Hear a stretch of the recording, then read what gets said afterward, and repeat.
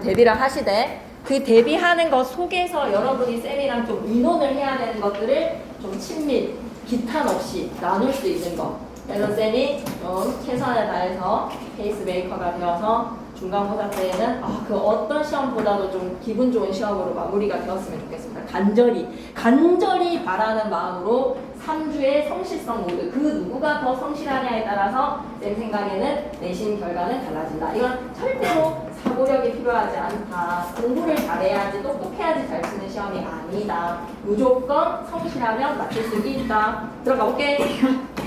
그래서 내가 다음 시간에는 그걸 다 만들어 놓을게. 교과서 3-1 아니면 3-1 3-1까지의 자료집을 만들어 놓을 테니 두 것만 같이 들고 다니시면, 왼쪽에는 기본고고 오른쪽에는 교과서 책 두 권 이렇게 양쪽으로 끼우고 오시면 딱 좋을 것 같습니다. 그죠? 이 두 권만 좀 책을 들고 다니시다. 알았죠? 오케이. 복사하는 시간이 조금 낭비가 되는 거를 방지하기 위해서 그렇게 하기로 하고, 반드시 1번을 생략할게요. 그러면 도전 시간 9번 시험 범위로 시작을 하셨다 하니 9번부터 나가도록 하겠습니다.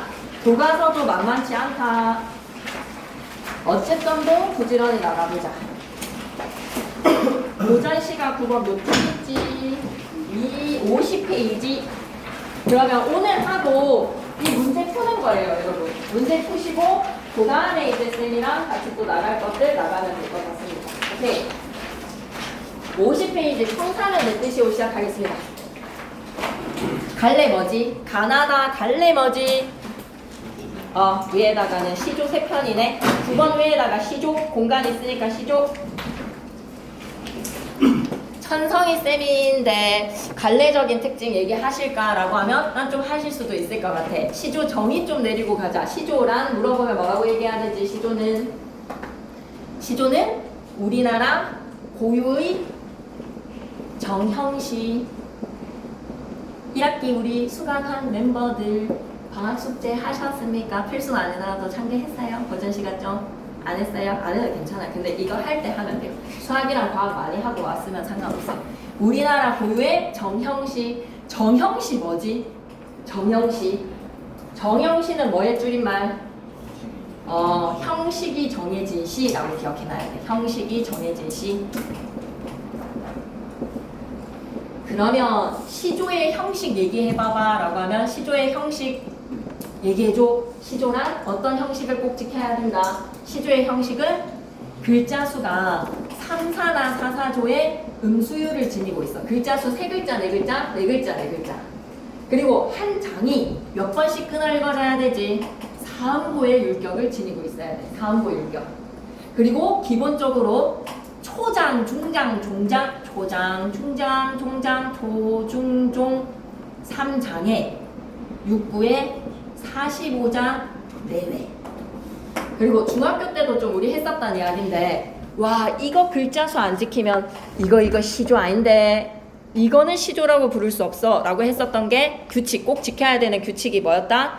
초장, 중장, 종장 중에서 종장의 척구가 몇 글자로 고정? 맞아. 3음절로 고정. 역시 3음절 고정. 글씨 더럽습니다. 3음절 고정으로 글자 수가 고정이 되어야 돼. 요거가 시조다라는 시조의 형식. 조선 초기에는 누가 향유했지? 조선 초기에는 양반들이나 기생들이. 그래서 기생시조, 양반 사대부가 지은 건데 기생시조라고 해가지고 우리 문제 좀 출제됐었잖아요. 그죠? 작자층이 누구였는지 좀 생각했어야 되는. 홍랑이랑 계랑이는 기녀였다라는 거에서 기녀나 양반 사대부 계층이 초기에는 향유를 하다가 조선 후기로 가면서는 이제 누가 서민 계층이 창작해서의 문학 향유층으로 대두가 돼. 등장을 하기 시작해. 그러니까 지금 하는 작품들은 다 뭐라고 생각해야 돼? 황진이 밑에다가는 기녀. 그러면 내용이 어떤 내용일지 예측해봐봐. 황진이 밑에다가는 기녀 시조야. 기녀. 황진이 밑에다가 기녀. 그럼 내용을 예측해봐봐. 어떤 내용일지. 여성의 마음에서 정절이죠. 한 남자를 향한 사랑, 애정의 사랑 노래입니다. 사랑 노래. 그리고 홍랑, 계랑. 홍랑 밑에다가 뭐다? 기녀라고 좀 적어줘. 그럼 비슷한 정서 찾아라고 LINK 링크가 좀 가능할 것 같지 않습니까? 양반 사대부들이 얘기하는 유교적인 절개 이런 것보다는 기녀들이 애정, 한 사람에 대한 애정을 노래하는 것이고, 그리고 송순 양반 사대부라고 좀 적어줘. 송순 밑에다가 양반 사대부. 물론 출제자가 천성이 쌤이라는 것도 고려를 하면서 쌤이 하는 이야기들입니다. 작자층이 어떤 작자층이었는지를 생각해서 갈래를 좀 생각을 해보자고. 출제된 문제들이 있으니까. 그래서 황진이랑 홍랑은 기녀시족, 애정, 사랑의 이야기, 송수는 양반 사대부니 양반 사대부들은 어떤 내용을 담았을까? 그래서 쌤이 형식 적고 내용 적으려고 하다 보니 내용은 좀 하면서 작품이랑 연결시켰으면 좋겠어. 기녀들은 주로 애정, 그리고 양반 사대부는 유교적인 이야기라든지 자연 친화적인 노래들. 상충곡 기억나시죠? 시험 범위에서 들어갔던 상충곡. 상충곡과 같은 물화일체, 안분지족, 안빈낙도의 삶을 시조 속에도 또 녹아내립니다. 그러면서 이제 조선 후기로 들어가면 9번 다음에 10번. 10번으로 한번 가볼래? 10번 위에다가 필기는 좀 하고 가야 되겠어. 10번 위에다가는 중장이 2폭 이상 길어졌어. 무슨 시조라고 배웠지? 혹시 들어본 사람. 10번 위에다가는 시조 필기에 10번 위에다가 공간에 또 적고 가자. 뭐라고 이 시조를 불러야 할까? 사설시조. 잘했어. 사설시조. 사설시조에 대한 정의는 시조의 평범한 오리지널 사이즈의 평시조의 중장이 2구 이상 길어진 시조 라고 생각해주면 돼. 특히 중장이 2구 이상 길어진 중장이 확장이 되었다라고 생각하면 사설시조. 언제 많이 창작됐지? 조선 후기 서민계층에 의해 창작되었다. 그래서 주로 내용들은 어떻다? 양반계층, 탐관오리들의 풍자, 그리고 해악, 풍자와 해악이 주된 내용이다. 삶에서 웃음으로 눈물 닦자, 우프다. 삶이 비록 나를 힘들게 할지라도, 삶이 그대를 비록 속일지라도 이걸 좀 유쾌하게, 파지티브하게 살아가보자. 이런 해악의 정신. 그리고 꼴자는 진짜 가짜는 놈들이 양반이랍시고 저렇게 행세를 하네 라는 거에 대한 막큐 먹어라 라는 돌려가기, 풍자. 사설시조의 내용은 주로 어떻다고? 풍자랑 해악이다. 서민의 정신은 풍자, 해악. 이 두 가지의 키워드를 기억해 주시면 되겠습니다. 네. 계속 그러면 9번으로 한번 가볼게요. 10번에서는 사설시조, 평시조, 중장이 2구 이상 길어진 시조, 이걸 기억하면서 이제 시조의 흐름, 각각 작품에서 얘네들이 어떤 시대에 어떤 계층의 어떤 내용인지 내용과 형식으로 나누었으면 좋겠어요. 그래서 다시 9번으로 돌아올 거야. 그러면 황진이 기녀니까 이제 딱 만점 노트를 한번 보자. 예고편이라고 생각해줘. 갈래는 평시조, 갈래적 특징 기억하시고 일에 대한 사랑과 그리움이야. 서경덕이라는 양반이랑 끈끈하게 사랑을 나눴어. 우정과 사랑을. 그래서 특징을 보면 시어의 대비를 우리가 찾을 수 있어야 되겠는데 시어의 대비에다가 밑줄 끄시고 대비라는 것은 차이점이지. 시어의 차이점에 시어의 대비 그리고 감정이입에다가 밑줄 한번 꺼주시고 뭐야? 감정이입이 뭐야? 감정이입에다가 돼지꼬리뿅? 대상에 화자의 정서를 투영이라고 적어줘. 감정이입에다가 밑줄 끄시고 돼지꼬리뿅. 감정이입이 뭔지 표현기법 미리 적고 가려고. 뭐라고? 대상에 화자의 정서를 투영. 던질 투자, 비출 영자. 내 정서를 비추는 거야. 한마디로 얘는 아무런 생각이 없는 그저 연필이야. 근데 연필이 땀을 뻘뻘 흘리며 열심히 달린다. 자기의 지금 상황, 열심히 성실히 살려고 하는 자신의 모습. 사슴의 무리도 슬피운다. 사슴 둥절이에요. 사슴 둥절. 사슴 아무런 정서, 아무런 느낌도 없어. 근데 자신의 슬픔의 심정에 사슴의 무리도 슬피운다라는 자신의 정서를 던질 때, 그럴 때 우리는 뭐라고요? 감정이입이라고 합니다. 찾으실 수 있어야 되겠네. 감정이입. 좀 괜찮아? 들어와. 좀 괜찮아요. 네. 마치고 승우랑 현우는 그거 부모님께 전화 좀 하고 집 올라가자. 부모님이 전화를 좀 요청을 하시네. 괜찮아? 여름에 더위 먹으면 그럴 수 있어. 뒤에 넓은 자리에 앉을래? 어떤 건지 아시겠죠? 감정이 그 정도로 생각해 놓으시면 되겠습니다. 계속 킵해볼게요. 그래서 이제 황진이가 님에 대한 그리움과 사랑의 정서를 노래했는데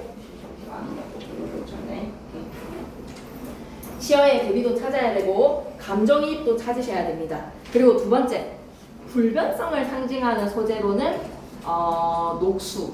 이 불변이라고 하는 거에서의 흔히들 말하면 흔히 밑에다가는 통념이라고 좀 적을까? 일반적 흔히 밑에다 통념.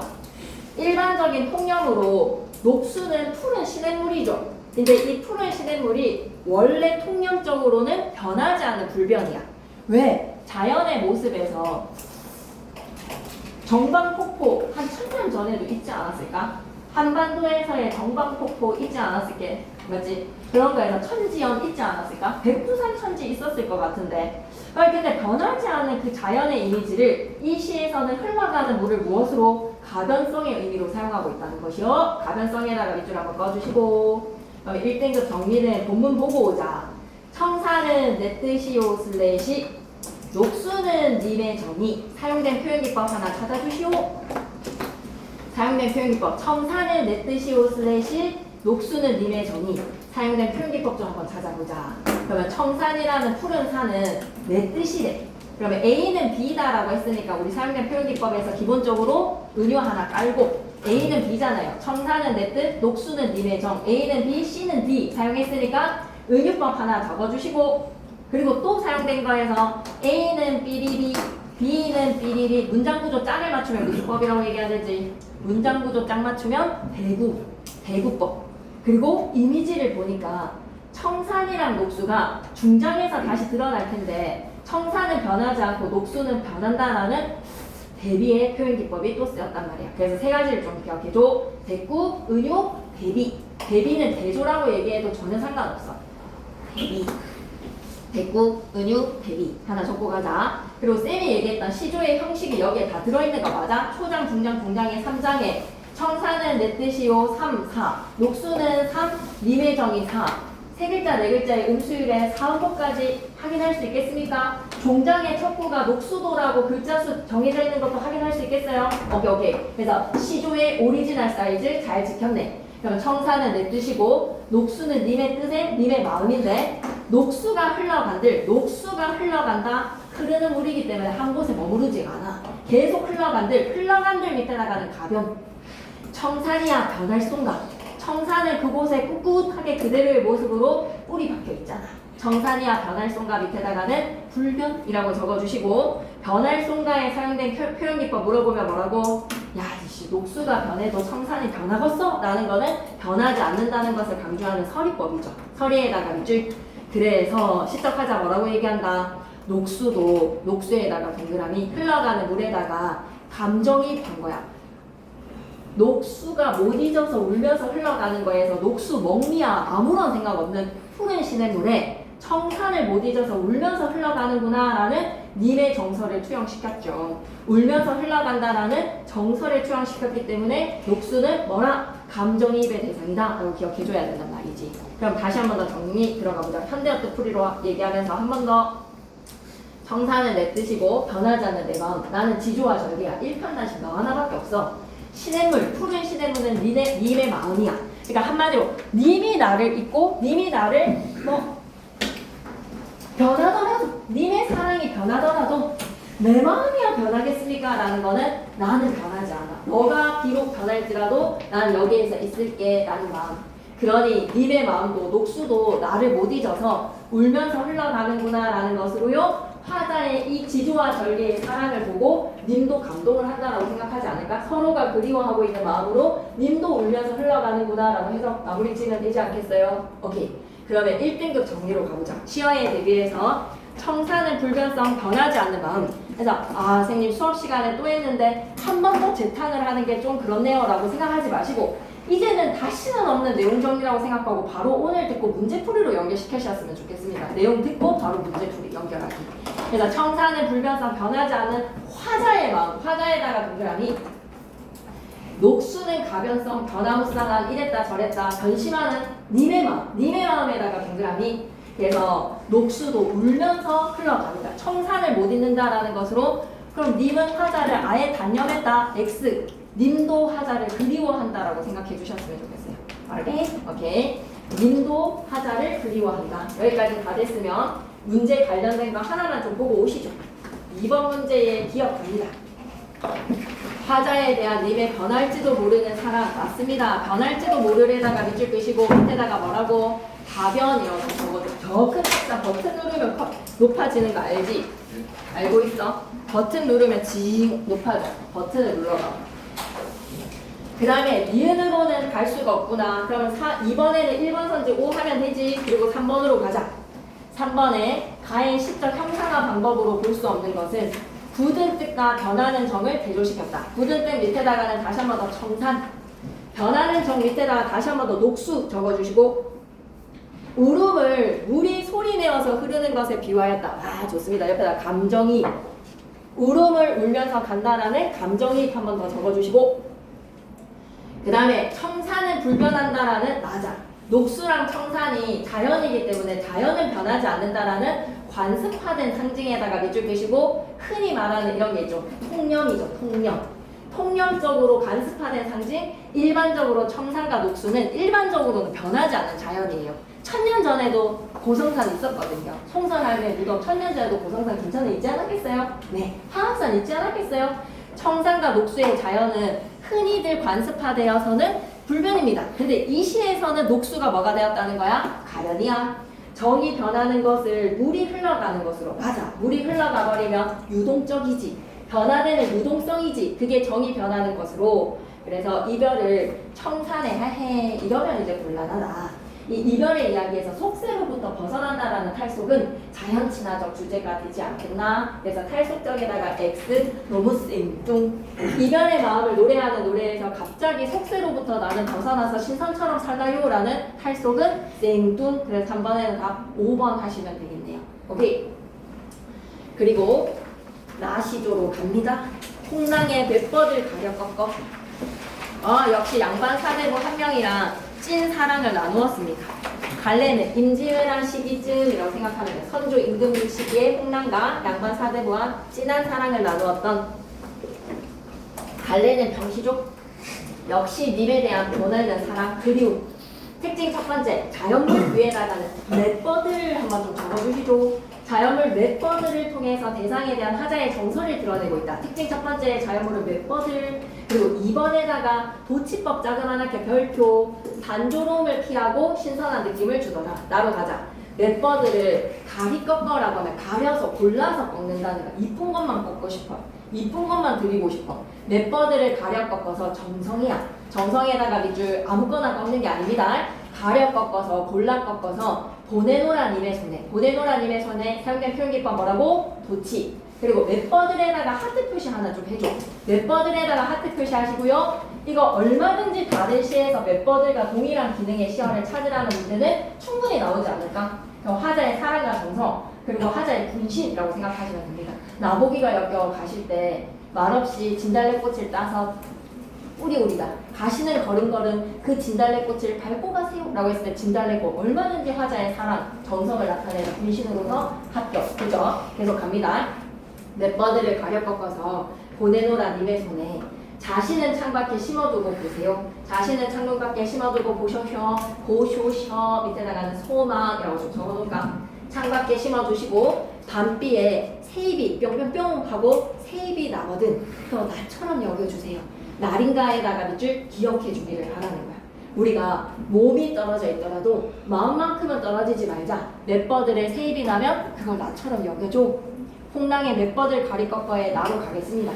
다시 한 번 더 시어의 의미 맷버들 시험에서 충분히 맷버들 밑에다 LINK를 좀 적고 갈까? 1등급 정리의 시어의 의미의 맷버들은 충분히 링크가 걸릴 수 있는 시어야.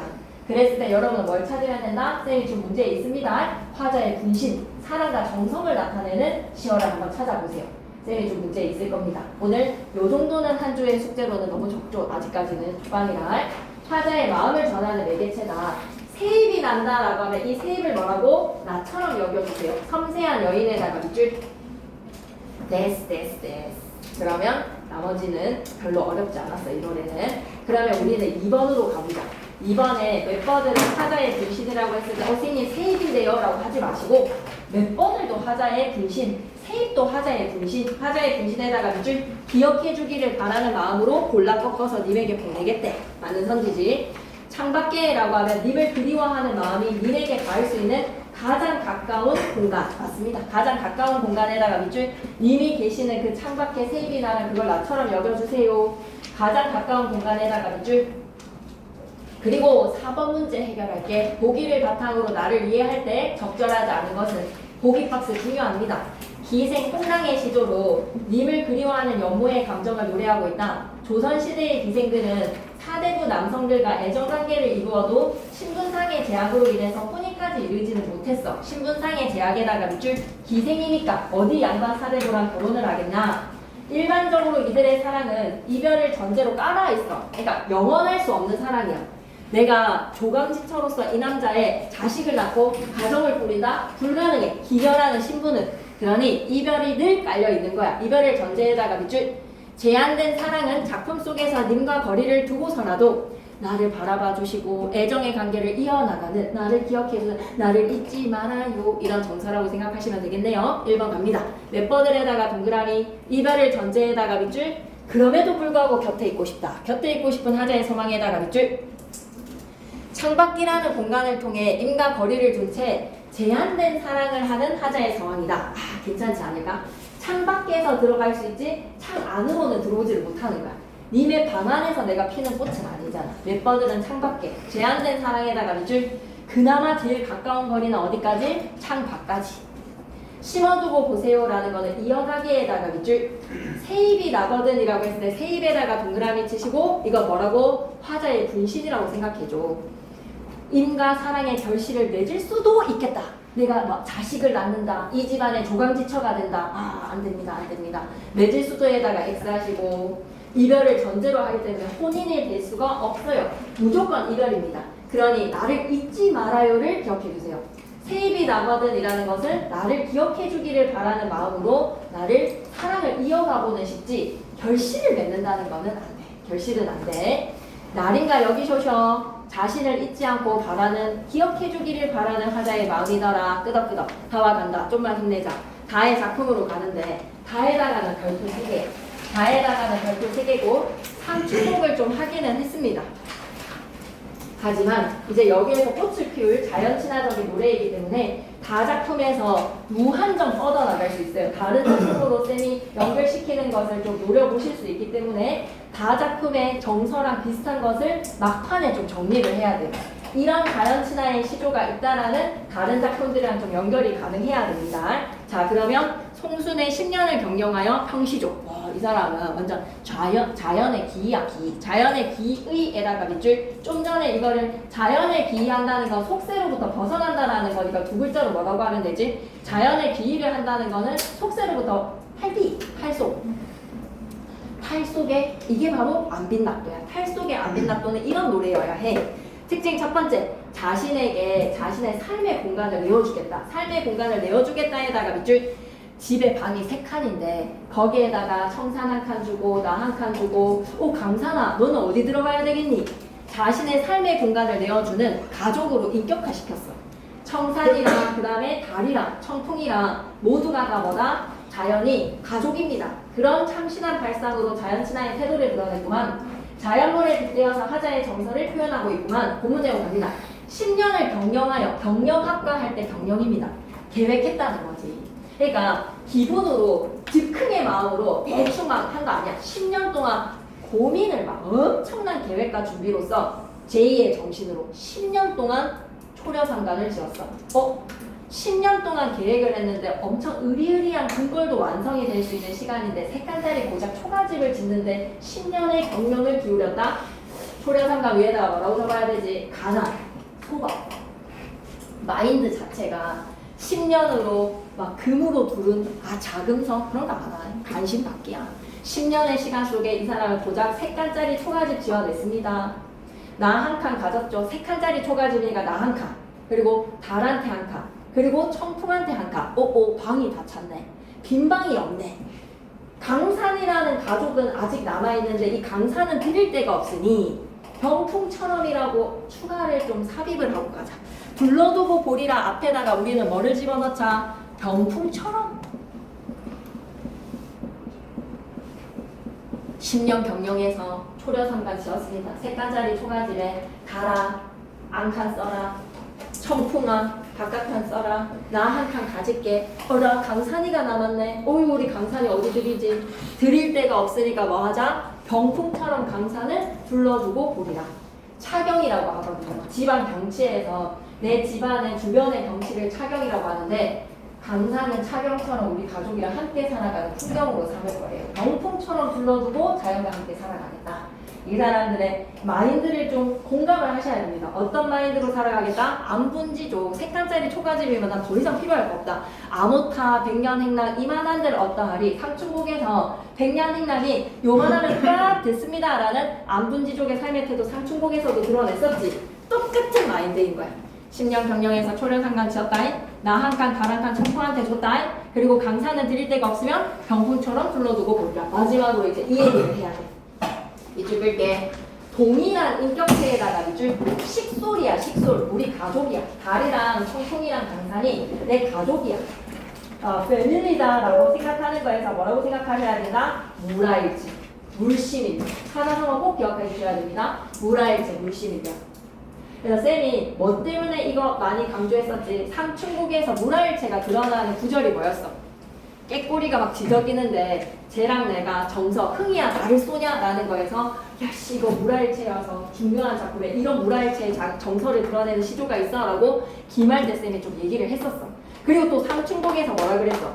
낙콩이 옷에 지니 내가 꽃물로 물들었다라는 그 장면 기억나세요? 상충곡에서 술을 마시는데 꽃잎이 떨어지니까 낙콩이 옷에 진다 해서 우와 물화일체 강조했었지. 이게 지금 물화일체가 자연과 하나가 되어가는 삶의 태도를 기억해 주셔야 되겠고, 그리고 하나 더 출제 요소 남았습니다. 달이랑 청풍이랑 강산을 진짜 달의 문, 청풍의 진짜 푸른 바람, 강산의 진짜 강과 산, 이렇게 세부적인 대상들로 생각하시면 안 돼요. 세부적인 대상들을 통해서 전체의 뭐를? 자연을 퉁치는 거야. 자연을 대신 나타낼 때 이럴 때 표현기법 뭐라고 얘기해야 되지? 대유법. 대유법에다가 별표 3개 비슷한 거 찾으라고 할 수 있습니다. 대유법. 표현기법 찾으라고 다른 선지에서 대유를 나타내는 한라에서 백두까지. 이거 뭐를 대신 빗대어 표현하는 걸까? 한라에서 백두까지. 한라, 제주도에 있는 한라산, 제일 남단에 있는 산에서 백두는 제일 북단에 있는 산. 그 다 합치면 뭐가 만들어져? 한반도. 한반도를 한라에서 백두까지 대유법 사용할 수 있거든요. 그래서 비슷한 표현기법 찾으라는 거 얼마든지 나올 수 있는 대유법 소개니까 진짜 잘 기억하셔야 됩니다. 자연을 나타내는 대유법 꼭 기억해 주시고, 마지막 딱 하나. 청풍이랑 달은 내 방에 들어올 수 있는 자연이니까 가까운 대상에서의 근격, 여기까지 찬성. 청풍이랑 달은 근격. 근데 강산은 병풍처럼 불러두고 보리라 라는 거에서 멀리 있는 자연의 원경까지. 괜찮습니까? 근경과 원경 여기까지 괜찮나요? 오케이. 그러면 다시 1등급 정리로 가죠. 이 시적 타자의 삶의 태도를 나타내는 단답형에서도 얼마든지 답이 될 수 있는 사자성어입니다. 안빈락도 안분지족. 단답형 답이 안빈락도 안분지족 될 수 있습니다. 화자가 자연을 자신과 동등한 인격체로 여기고 있기 때문에 화자의 정서는 어떻다고? 물화일체, 물심인력. 2가지 기억하시는 거예요. 아시겠죠? 넘어가서 아무리 바빠도 시험 대비에 첫 번째 한 번에 대세딩들은 좀 자세하게 하자. 내용 정리는 좀 자세하게 해야 됩니다. 그 다음에 1번으로 가서 가는 대상을 의인화시켰다라고 하면 딩동댕 대상을 의인화 위에다가는 감정이입이라고 적어줘. 감정이입하면 의인화는 당연한 것이야. 보내노라 님의 손에 도치. 가에서는 자연을 비유.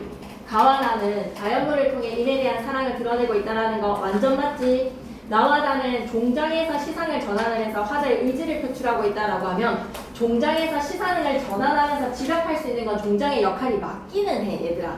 그런데 이 시에서는 전환을 하지는 않아. 밤비의 세일이라면 나처럼 여겨주세요. 강산은 드릴 데가 없으니 둘러두고 보리라.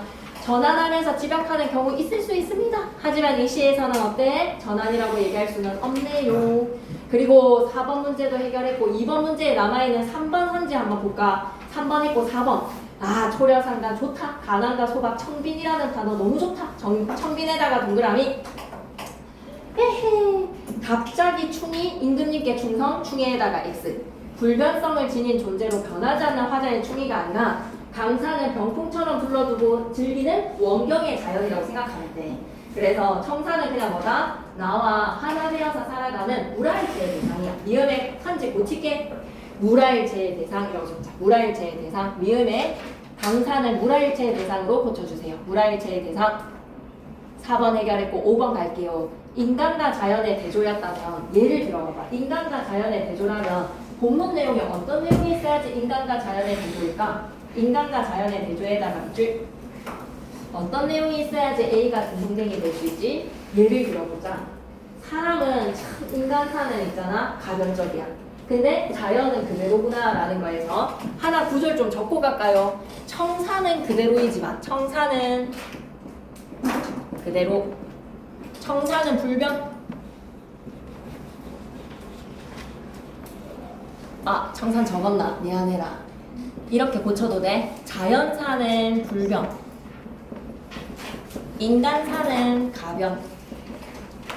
한필의 말로 고려의 궁궐터를 쫙 둘러보니까 자연의 모습은 그대로인데 인간은 간데없네. 우리의 영웅들 다 어디로 갔는가? 이런 게 대조죠. 자연과 인간의 대조라고 하면 자연은 지금의 모습 500년의 역사 그 전과 그 후가 달라진 바가 없는데 사람들은 다 어디 갔느뇨? 그 영웅들 다 어디 갔느뇨? 라고 하면 인간사가 가변적이라는 거야. 여기까지 괜찮나요? 이런 거가 이제 예시가 나야 되니까 A는 틀렸고 B는 와 이런 것도 좋지. 추상적인 개념을 사물로 바꾸어서 와 이거 시험 범위에서도 한번 만났는데 황진이 시도 하지 않았나요? 동짓달 기나긴 밤에 허리를 베어서 추풍 이불 안에 서리서리 넣었다가 어른님 오신 날 밤에 부비부비 펴리라. 추상적인 개념 밤이라는 시간에 허리를 비단처럼 싹둑싹둑 잘라서 이불 아래 저장을 해놓는 거. 추상적인 개념 사물로 바꾸는 거. 옆에다 뭐라고 적고 가셔야 되죠?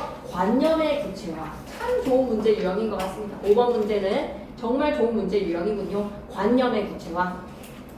C는 갖고 가자. 근경이라고 하면 달이랑 천풍이랑 적을 수 있겠어? 원경은 강산이라고 생각해줘. 음성상징어 어떤 거였지? 음성상징어 얘기 좀 해봐봐.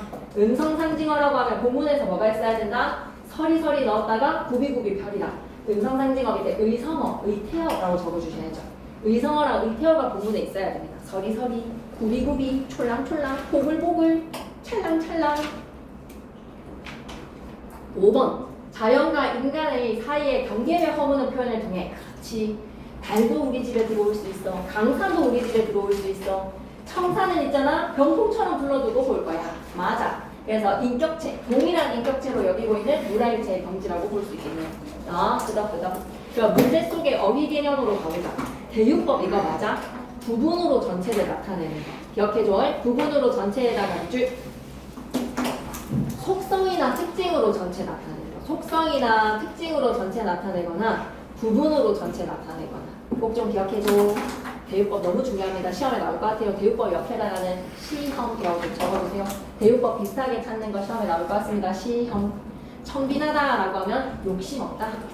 관습화, 통념적이라고 생각해주세요. 팔속은 속세로부터 벗어나는 거. 오쌤 나름대로 되게 꼼꼼하게 봤다라는 만족감이 드네요.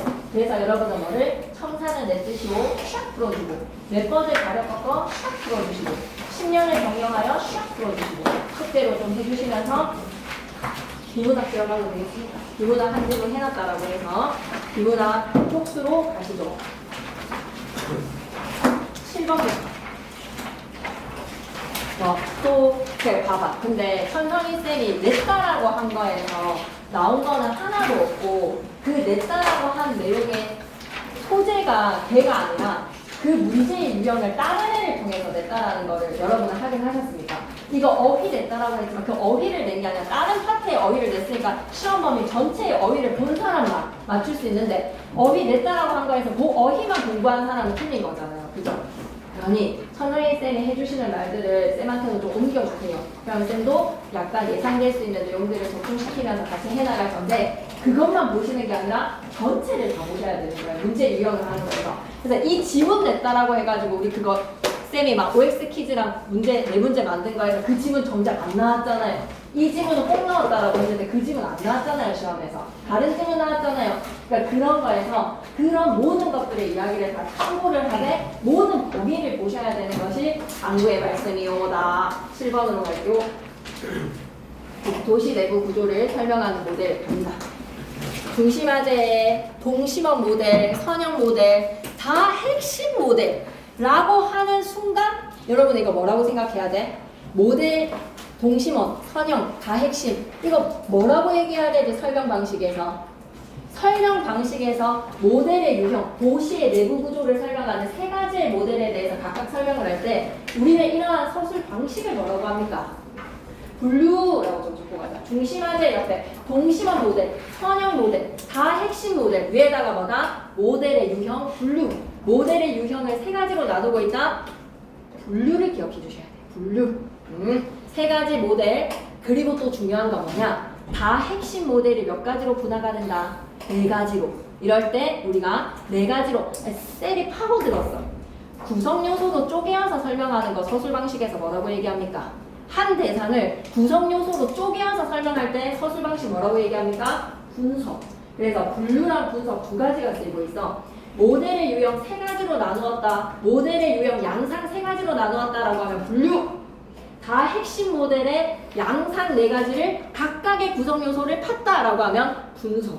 서술 방식 시험 문제로 얼마든지 나올 수 있다. 일단 본문 내용 보고 논지 전개 방식 이런 거는 다시 올게. 본문 내용으로 갑니다. 도시에서 업무, 상업, 주거, 공업 등 각종 기능 지역이 나름의 질서를 가지고 배치되어 있는 것을 우리는 뭐라고 한다? 도시 내부 구조라고 한다.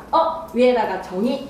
도시에서 업무랑 상업이랑 주거랑 공업이랑 각종의 기능 지역이 나름의 질서를 가지고 배치되는 것이 도시 내부 구조입니다. 여러분 학교가 자리 잡았는데 여기에 숙박시설이 들어올 수 있다 없다? 없습니다. 네, 그런 게 도시 내부 구조입니다. 그렇다면 에다가 세모. 이러한 도시 내부 구조는 어떻게 형성이 되었는지 어떻게 형성될까에다가 밑줄 끄시고 이런 거 우리가 뭐라 그러지? 묻고 대답하는 거 뭐라고 얘기하지? 문답법.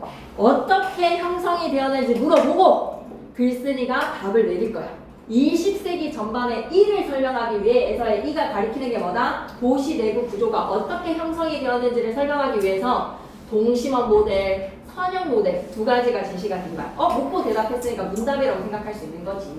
자, 그러면 첫 번째 문단에서의 중심 내용 정리할 수 있습니다. 도시 내부 구조의 개념, 그리고 그 도시 내부 구조가 어떻게 형성이 되었는지 설명해주는 모델 두 가지. 괜찮지? 오케이. 좀만 힘내자. 오늘은 그래도 나간 거는 다 따라잡아야 돼. 선생님, 저희 이거랑 좀 더 했어요 하는 거 있어?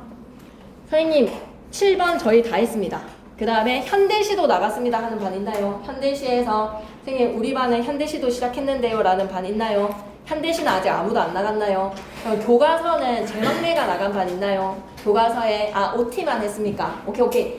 그리고 여러분 이거는 쌤이 좀 뒤지는데 시간이 걸려. 이거 문제 변형을 다 만들어 줄 테니까 이거 풀고 바로 오늘 딱 풀어보면 더욱이 좋지만 한 대 모아줄게. 한 대로 모아줄 테니까 한 대로 모아주는 거에서 좀 시간이 걸려. 이거를 지금 막 찾아봐보거나 없으면 쌤이 뭐 OX를 만들든지 쇼를 해볼 테니까 이거는 조금만 기다려주세요. 알았죠? 오케이. 계속 갑니다. 그럼 요 지문까지는 일단 따라가볼게요. 먼저 동심원 모델은 중심화를 첫 번째로 가보자. 1920년대 시카고를 대상으로 도시 내부 구조를 모형한 것으로 여기까지 정의해도 되겠어? 정의? 1920년대 시카고를 대상으로 도시 내부 구조를 모형화시킨 것이 동심원 모델이다. 밑에다가 뭐라고 적지? 정의. 원이 빨리 책상 높여라. 조성원이 빨리 책상을 높여라. 이겨낼 수 있다. 책상을 높여라. 도시가 도심을 중심으로 동심원을 이루면서 커지는 거야. 도심 중심에다가 밑줄 그시고 중심이 있으면 그것으로 원이 커진다라고 생각한 게 동심원 모델이야. 거점에 랜드마크가 있으면 그 랜드마크에서 동심원을 이루면서 커지는 거야. 즉 도심의 인접 지역에 인구가 유입이 되면 점차 이곳은 어떻게 되고 과밀화에다가 밑줄 단어 뜻 좀 늘 체크해줘.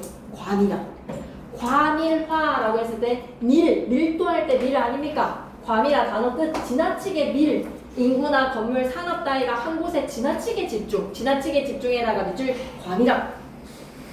어휘는 절대 놓치지 마세요. 여기에 거주하던 사람들이 도심 인접 지역 바깥으로 이동을 하게 되면서 커지는 거야. 한편 해적한 환경을 찾아 도심으로부터 벗어나려는 일부 거주자들이 서울에서 이제 경기권으로 가는 겁니다. 더 외곽으로 이동하게 되면서 동심원의 형태를 띈 도시가 이루어진 거지. 하지만에다가 세모. 동심원 모델은 시카고만의 특성을 반영한 모형이야. 시카고만에다가 밑줄 끄시고. 그래서 일반적인 도시들의 구성 요소인 뭐 지형이라든지 철도, 공업지대의 위치 등이 반영이 되어 있지 않으니 다른 도시에 적용하기에는 한계가 있더라. 동심원 모델의 한계 옆에다가는 단점이라고도 좀 적어줘. 단점. 동심원 모델이 어떻게 형성이 되었는지 소개하고 한계가 있어서 좀 아쉽다. 그럼 얘들아, 한계가 있으면 항상 그 한계를 극복시킨 대안이 좀 나오지 않겠습니까? 업그레이드 버전 2에다가 세모 그래서라는 말이랑 똑같잖아. 동심원 모델이 좀 아쉬워서 한계가 있어서 2에라는 말은 뭐다? 동심원 모델이 한계가 있어서 그 한계를 극복한 모델이 선형 모델이야. 지대의 교통로에 따라서 도시가 도심을 중심으로 부채꼴 모형처럼 형성이 된다. 부채꼴 모양에다가 밑줄. 그래서 뭐다? 부채 선자를 사용해서 선형입니다. 선자가 무슨 선자라고요? 부채 선자 사용해서요. 부채꼴의 모양 선형 모델. 이 모델은 도시에서 외곽으로 부채살 모양의 단선 교통로가 생기게 되면 이를 중심으로 지대가 상승하여서 고급 주거지구가 여기에 인접하여서 중급 주거지구가 형성이 되더라. 고급 주거지구에다가 밑줄. 중급 주거지구에다가 밑줄. 먼저 한 번만 더 와도 되겠니? 선형은 도심에서 외곽으로 부채살 모양인 단선 교통로가 생기지. 그렇게 되면 말이야, 이 단선 교통로를 중심으로 지대가 상승을 해서 고급 주거지구가 여기에 인접하여서 또 중급 주거지구가 형성이 되는 거야. 고급 주거지구 형성, 중급 주거지구 형성까지 괜찮습니까? 또한 에다가 세모 게다가 그리고 하나만 더 게다가 그리고 첨가시켜보자. 철도나 수로와 같이 화물을 운반할 수 있는 대규모 교통시설이 있지 않은 곳에는 대규모 교통시설 있지에다가 밑줄. 경공업 지구 그 주변은 지대가 싼 적급 주거지구가 형성이 되더라. 경공업 지구 주변에는 뭐가 생기기 시작한다.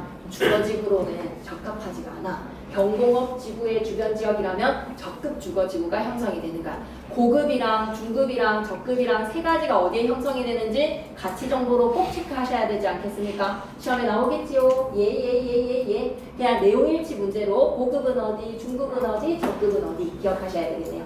선형 모델의 형성, 한계 있나? 그 다음에 나올 수도 있겠는데 하지만 에다가 세모 이걸로도 안 되는 거야. 선형으로도 안 되는 거야. 교통이 발달하고 도시 내부가 더욱더 복잡해지면 더욱 복잡에다가 밑줄 좀 딸려. 이전의 두 모델 동심원이라든지 그리고 부채꼴로는 내부 구조가 설명이 될 수 없는 다른 요소들도 있다라는 거야.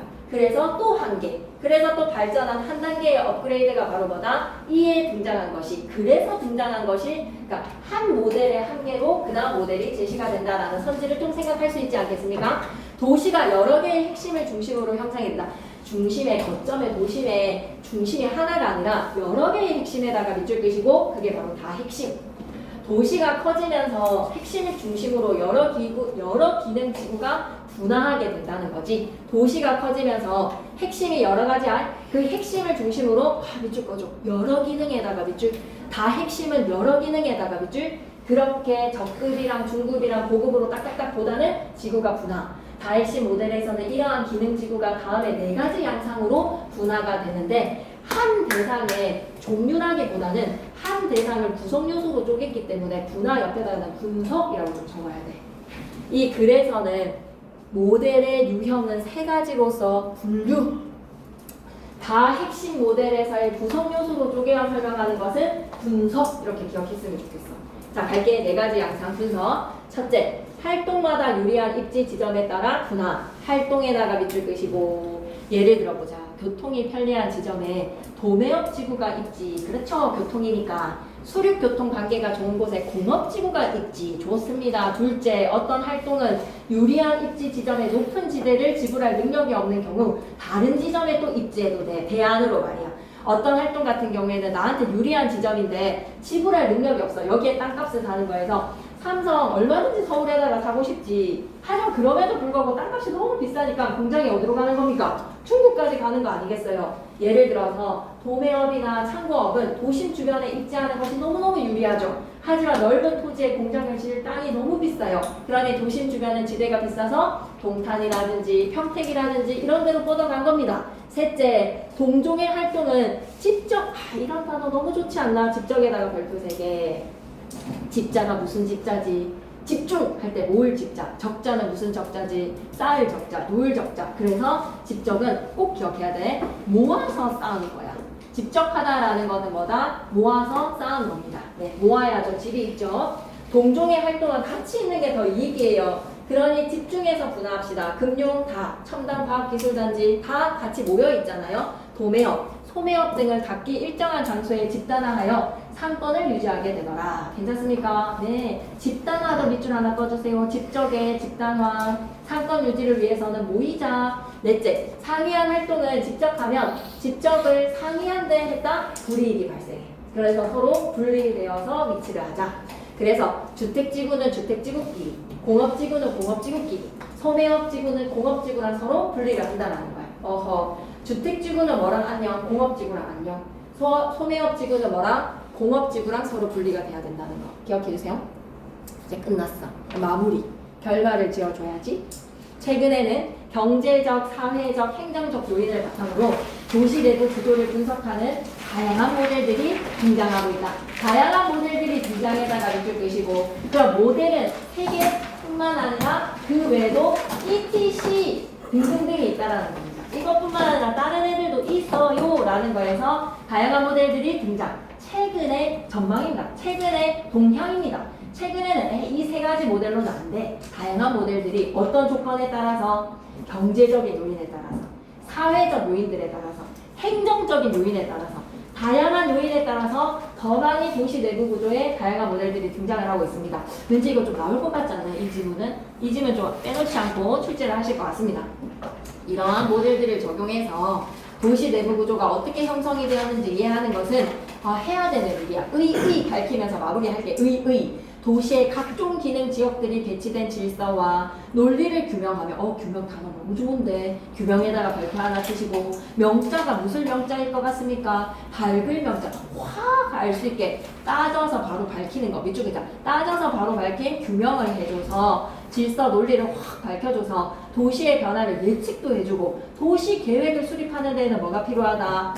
도시 내부 구조의 모델이 필요하다. 수립하는데 도움을 줄 수 있다. 다양한 모델이 등장합니다. 그리고 그 효가 밑에다가는 뭐라고도 적지? 의라는 말로도 바꿀 수 있어. 다양한 모델들의 의는 뭐다? 도시의 변화를 예측하게 해주네요. 도시 계획을 수립하는데 도움도 되네요. 그래서 효가 밑에다가는 의라고 좀 적어주시면서 마무리. 그러면 만점 노트 다시 와봐봐. 동심원 모델, 선형 모델, 다핵심 모델, 도시 내부 구조를 설명하는 모델의 유형. 그래서 뭐라고 적었다? 분류. 일단 분류를 했어. 동심원 모델은 시카고만. 그래서 너무 한계가 있어. 이거는 지형, 철도, 공업지대, 뭔가 위치 같은 것들이 반영이 되지 않았기에 한계가 있기에 그래서 만들어진 게 선형 모델. 근데 선형 모델이랑 동심원 모델 둘 다 도시 내부 구조의 교통 발달을 설명을 할 수가 없다. 그래서 만들어진 게 뭐다? 다핵심. 핵심의 여러 가지로 우리가 모델을 그러니까 도시를 설명하자. 다핵심 모델. 논지 전개 방식 가겠습니다. 도시 내부 구조가 무엇인지에 대해서 정의를 내리면서 그는 시작을 했고, 그래서 질문을 던지고 바로 대답을 하는 문답도 쓰였단 말이야. 어떻게 형성됐어? 라고 물어보고 모델을 바로 소개를 했다. 그리고 두 번째, 도시 모습의 변화에 따른 내부 구조 분석 모델의 등장, 과정을 서술. 이 말 좀 좋지 않습니까? 밑줄 글자. 모델의 등장 과정에다가 밑줄 쭉 한번 그어주시고, 뭐라고도 바꿀 수 있지. 우리 1학기 때도 배웠었던 표현이었는데, 이렇게 과정, 흐름의 양상이 어떻게 흘러왔는지. 이 동심은 안 되겠네. 그래서 뭐로 바꾸자? 선형. 근데 이 두 가지 다로 좀 안 되겠네. 교통 발달이 되어서. 그래서 다핵심. 이게 약간은 시간의 흐름에 따른 변화 양상이잖아요. 시간의 흐름에 따른 변화 양상, 통시적이라고 좀 적어가겠습니다. 통시적. 다른 선지의 말로 바꾸면 이런 걸 우리는 뭐라고? 통시적이다. 도시 모습의 변화에 따른 내부 구조 분석 모델의 등장을 통시적으로 설명했다라고 하면 끄덕끄덕 이 순차적으로 나왔던 거잖아, 그치? 그리고 앞으로 다양한 모델들이 계속 등장을 하고 있다라는 거니까 통시적이라고 얘기해야 되겠죠? 맞습니다. 가정 꼭 기억해주세요. 통시적입니다. 변화 양상. 그 다음에 마지막 다 핵심 모델을 4가지의 분할 양상으로 분석해서 특징을 설명하고 있다. 쌤은 좀 이게 좀 찜찜해. 분석에다가 발표치시고 4가지 분할 양상으로 분류했다라고 하면 설명 방식에서 분석이라고 생각해줘야 되는 게 한 대상을 쪼개어서 설명했잖아. 한 대상 안에서 뭐뭐뭐뭐로 쪼개졌다라는 거. 이거는 첫 번째는 교통 편리한 거에서의 설명, 둘째 지구, 세 번째 지구 변화, 분화 이것들이 좀 여러분이 분석이라고 기억을 좀 해주셨으면 좋겠습니다. 주제로 가면요. 도시 내부 구조를 설명하는 3가지의 모델을 살펴봤고요. 다 핵심 모델의 4가지 분할 양상을 살펴봤습니다. 자, 그럼 문제로 체크.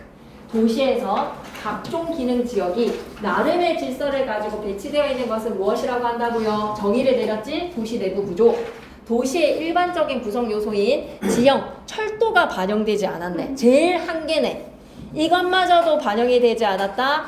동심원 모델. 동심원 모델과 선형 모델로는 도시 내부 구조를 설명할 수가 없어. 왜 안 되는 거야? 교통이 발달하고 도시 내부 구조가 복잡해져서.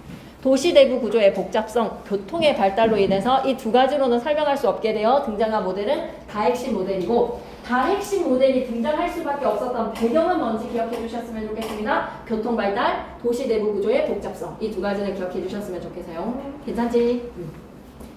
문제는 얘는 좀 차차차 본문 안에서 찾으면서 가셔야 되기 때문에 개별적으로 살펴봅시다. 쌤, 요거 단서 어디 있어요? 라고 하면 쌤 좀 전에 어떻게 문학 고쳤지? 맞는 선지로 고쳤지. 그리고 음성상징어가 뭔지 다른 걸로 사례를 든다면 어떤 사례가 나와야 써야 되는지를 살펴본 것처럼 여러분도 이 글의 내용과 일치하지 않는 것은 이라고 했을 때 3번 선지를 맞는 말로 고칠 수가 없으면 쌤한테 물어보시는 겁니다. 선지 하나 다 보셔야 되고요. 2번 선지도 마찬가지. 5번 선지를 맞는 말로 고치셔야 됩니다. 그래서 요 작업해서 쌤이 뭘 만들어? 자료를 얘도 푸셔야 되겠죠. 그죠? 네. 그 다음에 내려와서 131페이지 어휘, 항상 어휘를 체크하자. 그래서 쌤은 이번 시험에서 어휘 틀린 사람들은 조금 내가 진짜 칼 갈아야 돼.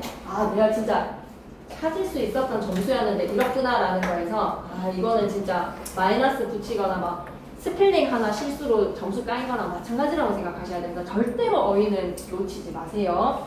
학교가 산에 인접해 있다. 인자에서 인자 끌어당길, 그리고 접자는 붙을 접자죠. 접착력 할 때 접자에, 인자는 인력할 때 끌어당기는 힘의 인. 과밀한 밀도가 너무 과해. 그 다음에 직접 모아서 쌓는다를 기억해 주시겠어. 모아서 쌓는다. 그리고 지대다라고 하면 땅의 지대, 도조법은 지대를 받치는 방식 중 오케이 넘어가면 되겠습니다. 네. 지대의 사전적 의미를 좀 부르고 싶어진다. 도조법은 지대를 받치는 방식 중이라고 했을 때 여기에서의 지대를 한번 보세요. 지대, 지료. 지상권자가 토지를 사용하는 대가야. 여기 있으니까 안 적어도 되겠네. 땅에 대한 대가로 치르는 금액이라고 생각하면 되겠다. 밑줄 글자. 지상권자가 토지 사용의 대가로 토지 소유자에게 지급하는 금전이나 그 외의 물건. 그게 바로 뭐다? 지대. 근데 쌤이 동의어에서 생각을 하는 거에서 땅의 높이 했을 때 지대가 높아서 그거 하나만 딱 같이 정리해 놓으면 좋지 않을까? 여기 밑에 어휘다지기의 인접, 과밀화, 지대, 집적일지 그러면 쌤이 지대 하나만 딱 추가를 하고 갈게요. 지대는 천당, 각, 지구 이렇게 부르는 것처럼 지대에 하나만 더 적자. 지대 땡땡. 역시 마찬가지로 땅지자를 사용하는데 대자를 대금을 치르다에서의 대자 말고 띠를 부르다라는 거에서 협대할 때 허리띠를 협대라고 부르는 거 알아요? 옛날 말로는 협대거든요. 그래서 띠대자를 부르면 띠대자를 사용을 하면 옆에다가 적어놓을까? 일정 구역. 일정한 구역을 나누는 거. 지대가 일정한 구역도 될 수 있어. 이런 걸 좀 장난칠 수도 있잖아. 여러분이 생각하는 지대에서 평야지대. 그래서 이 X 예를 들어서 뭐다? 평야지대라고 좀 적어줘. 평야지대.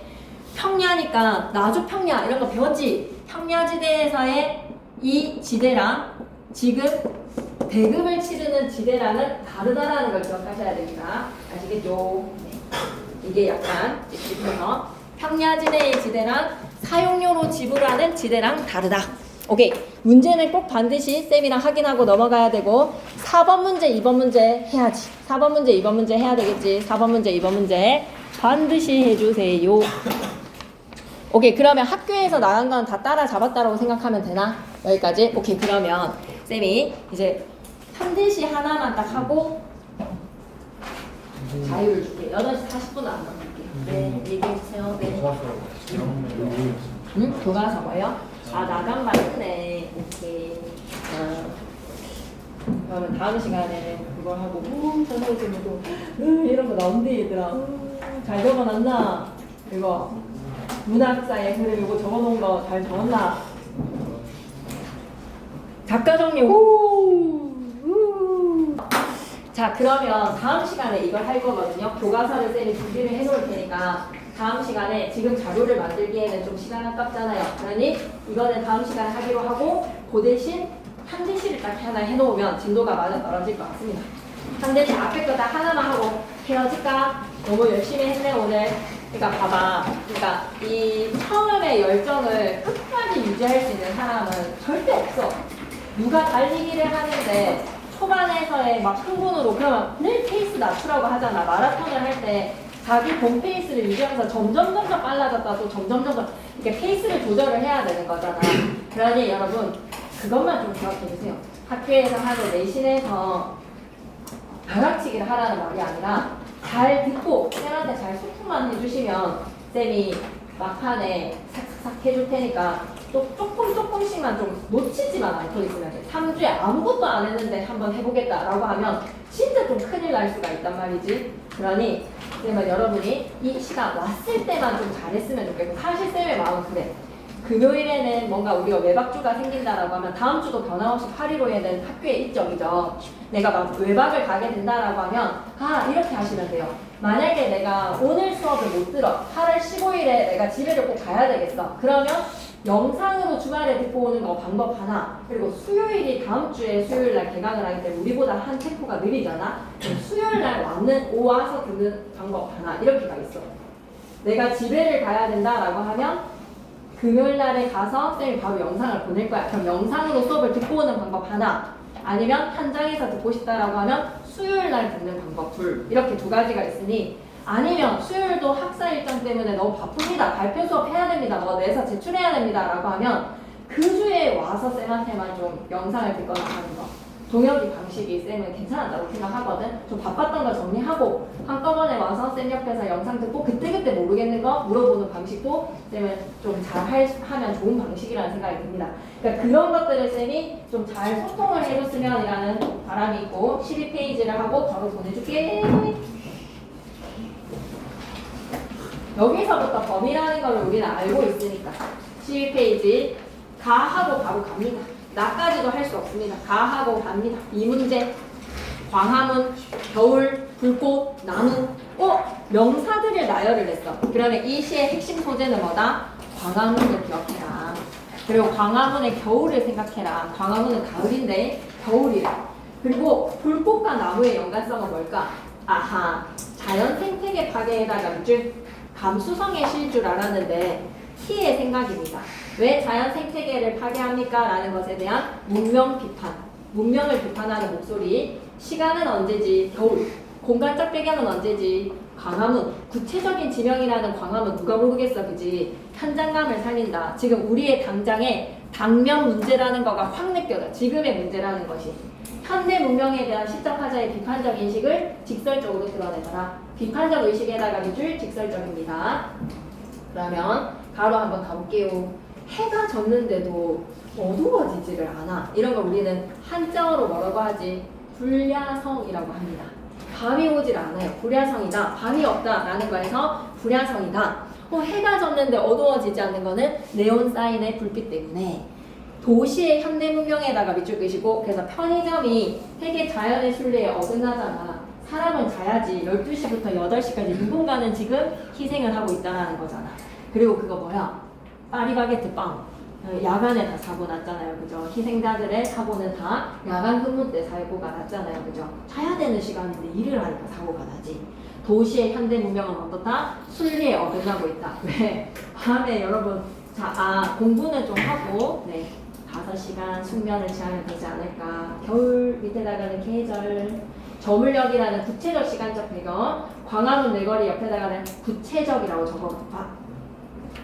맨몸으로 돌아가 있는 가로수들의 나무를 바라봅시다. 근데 가로수들에다가 동그라미 치시고 옆에다가는 주인공이거든. 시적 대상이라고 적어봐봐. 가로수 나무를 시적 대상으로 바라보는데 광화문 거리에서의 가로수들 우리가 바라보는 포착의 대상이야. 근데 얘네들이 맨몸에다가 밑줄 끄시고 사용된 표현기법 물어보면 뭐라고 얘기해야 되지? 몸이 맨몸이다라는 것은 바디로 칭한다는 건 얘네들이 의인화시킨 거잖아. 의인에다가 밑줄 끄시고 너무 중요해. 잎이 다 떨어진 겨울나무에 이런 걸 우리는 나목이라고 합니다. 발가벗은 나목의 상태를 뭐라고 불렀다? 지금 사람처럼 맨몸이다라고 얘기를 하고 있어. 그럼 가로수들은 겨울에 잎을 다 떨구었으니 자연의 순리에 순응하고 있는 거야? 아니면 반항으로 거스르고 있는 거야? 라고 하면 순리에 순응, 순리에다가 밑줄, 잎을 다 떨궜어. 발가벗고 있는 가로수들이 일제히 불을 켭니다. 불을 켠다에다가 밑줄 끄시고 순리를 거슬렀다 에다가 밑줄. 왜? 사람들 야경 즐기라고 꼬마 전구를 달고 있잖아. 발가벗은 나무의 틀이라고 생각해봐봐. 나무들의 뭐를? 불을 밝히고 있어. 얘네들 이제 쉬어야 되는 시간인데 일제히 불을 켠다 나뭇가지에, 일제히 불을 켠다 나뭇가지에 옆에다가 행간 걸친 별표 3개. 이걸 첫 번째 뭐라고 생각해도 되지? 일제히 불을 켠다 나뭇가지를 도치법으로 생각하고 맨몸으로 돌아가 있는 가로수들이 일제히 나뭇가지에 불을 켠다라고 부사와 앞으로 보냈어도 됐겠지. 도치법으로 앞으로 보냈어도 됐겠지. 그리고 나뭇가지에다가 엔터를 탕 때리면 나뭇가지에 수만 개 꼬마 전구들이 들러붙어 있다로 한 행으로 형성해도 되겠지. 두 가지로 해석하라고 나뭇가지를 걸쳐 놓은 거야. 자, 해석 첫 번째, 일제히 나뭇가지에 불을 켠다로 하나 해석. 해석 두 번째, 나뭇가지에 수만 개 꼬마 전구들이 들러붙어 있다로 두 가지 해석. 괜찮습니까? 도치법으로 일제히 불을 켠다 나뭇가지에, 일제히 나뭇가지에 불을 켠다로 부사 앞으로 보내도 되고, 나뭇가지에 수만 개 꼬마 전구들이 들러붙어 있다 두 가지로 엔터키 때려 써도 되고. 여러분도 끄덕끄덕 해주시나요? 약간 주목하라는 거야. 나뭇가지에를 주목하라는 거야. 나뭇가지에 불을 켜서 나뭇가지에 꼬마 전구들이 들러붙어 있어. 꼬마 전구들에다가 밑줄 끄시고 인공 조명에다가 밑줄, 문명이라는 거지. 현대 문명이라는 거지. 겨울 가로수에 얘네 왜 쉬게 못하냐. 인간과 자연의 섭리가 교란이 되는 꼬마 전구. 교란에다가 밑줄 끄시고 단어 좀 좋은데 교란. 적고 교란에다가 땡땡. 어지럽힌다는 뜻이죠. 근데 좀 더 정확한 사람적인 의미 적고 가고 싶어요. 생태계 교란. 어지럽고 혼란하게 라고 적자. 어지럽고 혼란하게. 어지럽힐 교, 휘졌다에서의 교. 그 다음에 란자는 어지러울 난이라는 거에서 어지럽힌다, 휘저는다, 교란시켰다. 단어 뜻 좀 체크해놔. 교란. 자연의 섭리를 휘저었어. 자연의 섭리를 뒤흔들었어. 왜? 겨울에 잎을 다 떨고 맨몸에 가로수들은 자연의 순리하는 섭리에 순응하는 나무들인데 거기에다 꼬마 전구들을 붙여놨으니까. 불현듯 불꽃나무에다가 밑줄 끄시고 인간의 욕망을 충족시키는 부자연스러운 결과물에다가 밑줄 활활 타오르고 있는 불꽃나무 라면서 내가 손을 칠 뻔했어. 감탄할 뻔에다가 밑줄 끄시고 너무 예뻐서 그 거리가 낭만적이잖아. 강화문 돌담거리 겨울에 코트 탁 입고 손잡고 남자친구가 목소리 이렇게 불러주면서 손잡고 하는 그 장면 상상해봐봐. 너무 예쁘기 때문에 서울 시민들을 위해서 서울시가 만들어 놓은 꼬마 정도 거리야. 하지만 그 거리를 시적하자는 플러스로 바라본다, 마이너스로 바라본다? 마이너스로 바라보는가. 수만 개 인공 조명이 설치된 겨울 가로수 나무. 왜 인공 조명을 설치를 했냐? 어둠도 이제 병균 같은 것일까? 병균에다가 밑줄 끄시고 어둠에 대한 이미지 마이너스죠. 자연의 섭리인 어둠인데 어둠에다가 동그라미. 현대 문명에서는 얘를 병균이라는 것으로 취급하듯이 없애려고 해. 병균 없애듯이 에다가 밑줄 그리고 없애려고 하고 있어. 현대 문명을 비판하는 거야. 밤을 끄고 희황하게 낮을 켜놓은 권력들에다가 동그라미. 현대인들이라고 위에다가 좀 적어줘. 밤을 끄고요. 희황하게 낮을 켜놓습니다. 계속 섭리를 거스르고 있어요. 섭리에 거스르고 있다. 화려함을 추구에다가 밑줄 한번 꺼주시고 내륙 한가운데 서 있는 해군 장군 동상에다가 가로로 묶으시고 광화문의 이순신 장군 동상이죠. 잠들지 못하십니다. 늘 불이 켜져 있으니까요. 문 닫은 세종문화회관도 두 눈을 뜨고 있다. 와, 사용된 표현기법 시험에 나오겠는데 문을 닫은 세종문화회관이 눈을 뜨고 있다는 거는 의인이라기보다는 뭐라고 생각하자. 그냥 무생물을 생물처럼 표현했으니까 화류. 사람뿐만 아니라 누구나 다 생물이 있다면 눈을 뜨고 있으니까 화류. 세종문화회관도 눈을 뜨고 있는 이유는 뭐다? 욕망의 화려함, 도시의 화려함이라고 생각해줘. 어렵지 않아. 휘황한 불빛에 잠식당한 광화문 거리입니다. 잠식당한 표현 좋네. 잠식당한에다가 밑줄 마지막 영 갈게. 그리고 헤어질게. 연못소를 버린 이 겨울나무들이 겨울나무들에다가 동그라미 말 그대로 휴식기야. 위에다가 연못소를 버린 밑에 휴식기. 이제 쉬어야 해. 다음에 봄을 위해서는 쉬어야 하는 나무들이 한밤중에 실질적으로 하는 자연의 승리의 광합성이 아니라 이상한 광합성을 하고 있어. 이상한 광합성에다가 밑줄 그시고 불빛에 의한, 햇빛에 의한 광합성이 아니라 불빛에 의한 광합성을 하고 있습니다. 생태 리듬 파괴에다가 밑줄 끄시고 그래, 여러분도 너무 리듬이 파괴되면 안 됩니다. 자연의 상태를 왜곡시키는 현대문명 이상한 광합성을 시키고 있다. 도시의 네오사인으로 인해서 광화문은 광화문, 빛광자지. 그래서 빛으로 휘황한 불빛에 잠식당한 곳에다가 밑줄 끄시고 어둠이 사라진 곳에다가 밑줄 끄시고 위에다가 뭐라고 적어야 되지? 화자의 인식이라고 좀 적어줘. 일반적으로 광화문은 빛이 쏟아지는 거리다라고 생각하는 것이 아니라 불빛, 현대 문명의 불빛에 잠식당했다. 어둠이 사라졌다. 라고 생각하는 광화문. 화자가 생각하는 광화문의 의미 생각해야 돼. 휘황한 불빛에 잠식당했다. 어둠이 사라진 곳이다. 뿌리로 내려가 있던 겨울나무들에다가 동그라미 한 번만 더 시적 대상이라고 적어줘. 봄을 위해 휴식기를 보내야 되는 이 겨울나무들이 지금 이상한 광합성을 광화문에서 하고 있습니다. 저녁마다 황급히 올라오고 생명력 파괴, 겨울이 교란당하고 있다. 교란에다가 밑줄 끄시고 밤에도 잠들지 못하는 사람들에다가 동그라미 옆에다 뭐라고 적자? 현대인들 밤에 잠들지 못하는 사람들 진짜 많지. 낮밤 바뀌는 사람들 너무 많지. 마지막으로 갑니다. 광화문 겨울나무, 불꽃나무들. 그러면 쌤은 되게 낭만의 공간이다 라고 생각했지만 전혀 아니야. 광화문이라는 공간적 배경에 겨울이라는 자연의 섭리에서는 휴식기야. 근데 그 속에서의 가로수들의 나무들은 뭐다? 이상한 광합성을 불꽃을 받으면서 하고 있다라는 거야. 광화문의 겨울나무들은 어때요? 불꽃나무들에다가 가로로 묶으시고 플러스 마이너스 광화문의 겨울나무 불꽃나무들 가로로 묶으셔서 마지막 마무리 플러스 마이너스 마이너스 꼭 기억해야 돼. 겨울나무의 불꽃나무의 이미지는 플러스 마이너스라고 하면 마이너스야. 그래서 마지막 행에 다가오는 봄이 심상치 않다라는 거에 구절이 생략되어 있는 거야. 지금 다가오는 봄이 심상치 않다라는 것은 화자가 너무 우려된다는 거야. 화자가 너무 재앙이 걱정이 된다는 거야. 자연의 섭리에 순응하지 않는 현대인들이요, 봄이 두렵지 않는다. 이상현상이잖아. 올해도 기후가 되게 이상하고 더위가 진짜 길어진다라고 얘기를 하잖아요.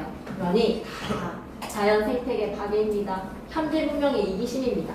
그래서 바다도 우리나라에서 서식도 하지 않는 애들이 막 생기기 시작하잖아요. 그죠?